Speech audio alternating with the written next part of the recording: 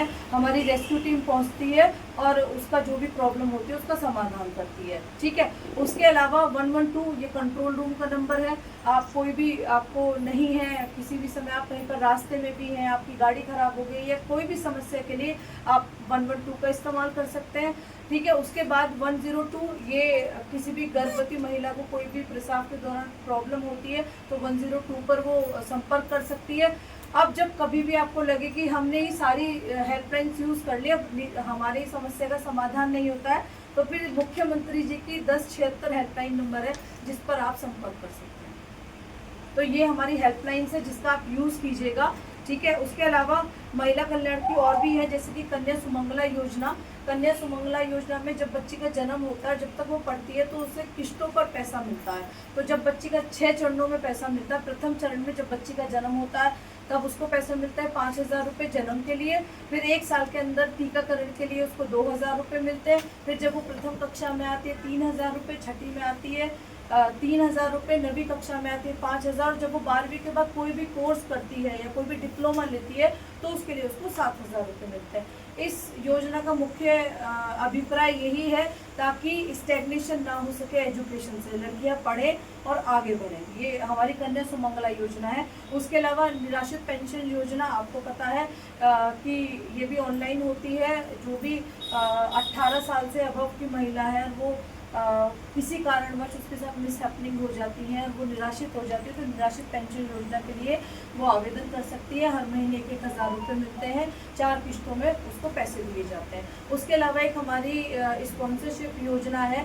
कोई भी परिवार में माता पिता में से किसी का भी मृत्यु हो गई है, दोनों की मृत्यु हो गई हो, या फिर कोई भी जो दंपत्ति गंभीर रूप से किसी बीमारी से पीड़ित है या HIV से पीड़ित है, या परिवार का कोई भी माता पिता में से वो कोई भी एक जेल में है ना, या फिर कोई भिक्षावृत्ति में है, या कोई वैसे किसी चीज़ का मतलब बाल भिक्षा या फिर कोई बाल विवाह होता है उससे संबंधित है, तो उसमें पैसे दिए जाते हैं हर महीने 4-4 हज़ार रुपये। ठीक है, वो 0 से 18 साल तक के लिए दिए जाते हैं। उसके बाद आती है हमारी मुख्यमंत्री बाल सेवा योजना। वो स्पॉन्सरशिप योजना थी, उसमें 4-4 हज़ार रुपये दिए जाते हैं। और जो मुख्यमंत्री बाल सेवा योजना है उसमें ये लागू होती है 1 मार्च 2020 के बाद, और इसमें 23 वर्ष तक के लिए 2,500 हज़ार रुपये 2 बच्चों को दिए जाते हैं। तो ये हमारे लिए हमारे महिला कल्याण विभाग की तरफ से योजनाएं चल रही है। उसके अलावा एक योजना है रानी लक्ष्मीबाई योजना। किसी के ऊपर कोई भी एसिड अटैक होता है या कोई दहेज से उत्पीड़न होता है या फिर कोई पोक्सो का या किसी भी बच्चे के साथ 18 साल से नीचे के साथ कोई भी दुराचार वगैरह होता है तो उसमें विभाग के तरफ से पैसे दिए जाते हैं। तो ये मेन हमारे यहाँ से योजनाएं चल रही हैं। उसके साथ साथ मैं एक चीज़ और कहना चाहूँगी, क्योंकि हम सोशल मीडिया की बात कर रहे हैं तो ये बात भी मैं आप लोगों के साथ में ज़रूर साझा करूँगी। जब भी हम मोबाइल फ़ोन का यूज़ करते हैं तो हमें कुछ बातों का ध्यान भी रखना होता है। जब भी हम कोई ऐप डाउनलोड करते हैं तो ऐप डाउनलोड के साथ ऐप आपसे हमेशा कुछ चीज़ें साझा करने के लिए कहता है। जैसे कि आपने जैसे डाउनलोड करी तो वो आपसे कहेगा कि क्या मैं आपके कांटेक्ट में जा सकता हूँ, आपने कहा ओके। फिर वो आपसे कहेगा मैं आपकी गैलरी में जा सकता हूँ, आपने कहा ओके। फिर आपने कहा क्या मैं आपके कैमरे को एक्सेस कर सकता हूँ, आपने कहा ओके। यानी कि आपने हर चीज़ की उसको सहमति दे दी।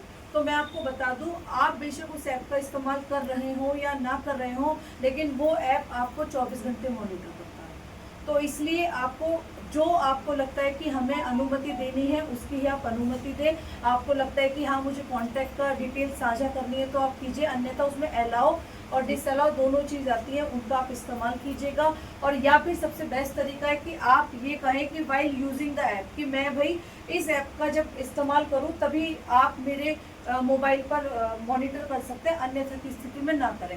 क्योंकि सबसे ज़्यादा क्योंकि जब हम अवेयर हैं सोशल मीडिया का इस्तेमाल कर रहे हैं, लेकिन कहीं ना कहीं आप देखें ना काफ़ी साइबर क्राइम हो रहा है जिसके लिए हम 1930 का इस्तेमाल करते हैं।